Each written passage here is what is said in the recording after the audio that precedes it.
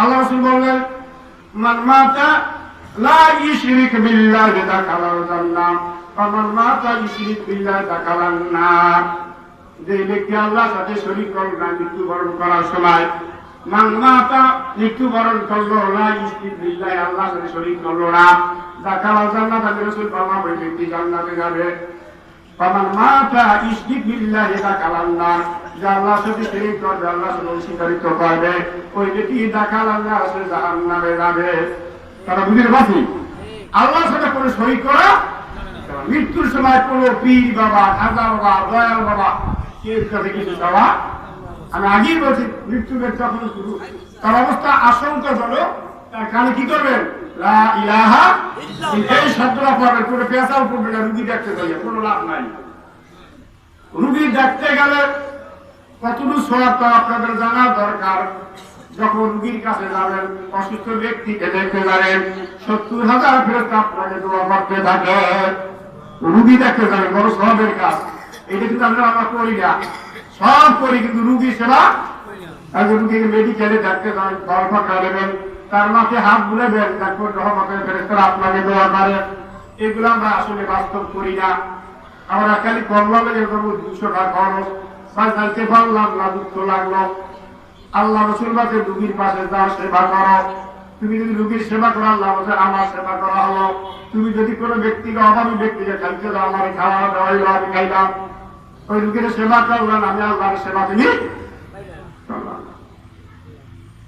তাই আমি আজকে আস্তে আস্তে আলোচনা করতেছি, ছোট ছোট আলোচনাগুলো আপনাদের সামনে আমি তুলে ধরবো। ফেরেশতা এবং মানুষের মধ্যে পার্থক্য কি, এগুলো আমাদের জানার দরকার আছে কিনা। বলবেন ফেরেশতা নূরের তৈরি, মানুষ মাটির তৈরি, এই নাকি? এটা ডাক্তার বলি ফিটনেস। আল্লাহ ফেরেশতা নূর দিয়ে বানাইছে, মানুষ কি গাইছে? এটা কে বলছিল? ইবলিস বলছিল। আল্লাহ খায়রু মিনহু খলাকতানি মিন নার ওয়া খলাকতাহু মিন তিন। আল্লাহ আমারে বানাইছে আগুন দিয়া, আর আদমের মানুষ মাটি দিয়া, যেটা দলিল দিয়ে গেছে। তাহলে আমরা কিসের তৈরি? মাটির তৈরি। আর ফেরেশতা কিসের তৈরি?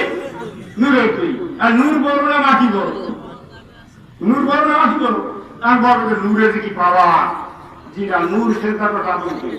কেন সেটা বলছে? সমস্ত ফেরেশতাদেরকে আল্লাহ বলছে উসজুদু লিআদামা, আদমের সিজদা করো। ফাসাজাদু, সবাই সিজদা করলো, ইল্লা ইবলিস, ইবলিস করলো না। এই ঘটনাগুলো আপনারা সবাই জানেন, সুতরাং অধিকার হাতবো না, আমার অনেক আলোচনা আছে। তাহলে পার্থক্যটা কোথায়? পার্থক্য আছে আল্লাহ তাআলা মানুষকে সৃষ্টির সেরা দিন কেন ঘোষণা করলো। কারণ একটা আছে মানুষকে ভিতর, মানুষ বাহির দুইটা জ্ঞান আছে, আর ফেরেশতাদের শুধু একটা জ্ঞান। আল্লাহ যা বলতে বলতে উনি পারে, সারা সে কিছু করে না, বলতে সেজদা করো, সেজদাই করছে। আর মানুষকে যদি বলতো কারণ বাকি করবো কেন, তাহলে মানুষের কমন সেন্স আছে, ভিতর বাহির দুইটা জিনিস আছে। এই জন্য মানুষের দুইটা জ্ঞান আছে, ভিতর বাহির। ফেরেশতার শুধু একটা জ্ঞান, করা দেখছে না। ফেরেশতা আপনার সবসময় গোলামি করে, আপনি ভালো করলো ওলাকে, খারাপ করলো ওলাকে, করবে যাবেন। ফেরেশতা আপনার দিকে বেদস্ত কোনো ভয় নাই। নাহনু আউলিয়াউকুম ফিল হায়াতিদ দুনিয়া ফিল আখিরাহ ওয়া লাকুম ফিহা মা তাশতাহি আনফুসুকুম ওয়া লাকুম ফিহা মা তাদদারুন নুজুলাম মিন গাফুরির রহিম। ও বনি আদম, কবরে তুইতে ভয় কইরো না। আমরা তোমার দুনিয়ার জীবনে বন্ধু ছিলাম, কবরও বন্ধু। তোমাদের সাথে আমরা কোনো জুলুম করব না। নেক্সট আমল যদি ভালো থাকে, কবরে জান্নাতের বিছানা বিছায়া দেব। আর যদি আমল খারাপ থাকে, কোনো সুপারিশ সেখানে হবে না। হবে না। নবীর উম্মতেরা মরলেও ভয় পাবে না, হাসরে পাবে তারা সুপারিশ নবীর দ্বারা। কত সুন্দর কথা। উম্মতেরা ভয় পাবে না, তোমার নবী রেডি আছে সুপারিশ করার জন্য। এই জন্য রসুলকে ভালোবাসতে হবে, নাকি ভালোবাসা লাগবে না? কিভাবে বাসবে? সোজা না, মিষ্টি খাওয়াটা ভালো। মায়ের ভিতরে কেউ নেই, কয়দিন অন্যের দিকে প্রতিবাদ করছেন, কোন দিন আপনাকে ধরবে, ছাড়বেন আল্লাহ। শোনান আসেন আমার একামতে দিন আল্লাহর জমিনে। আমি তো বলছিলাম কোরআনের জন্য, শাসনের জন্য আসো, একদিনও কথা বলেন নাই।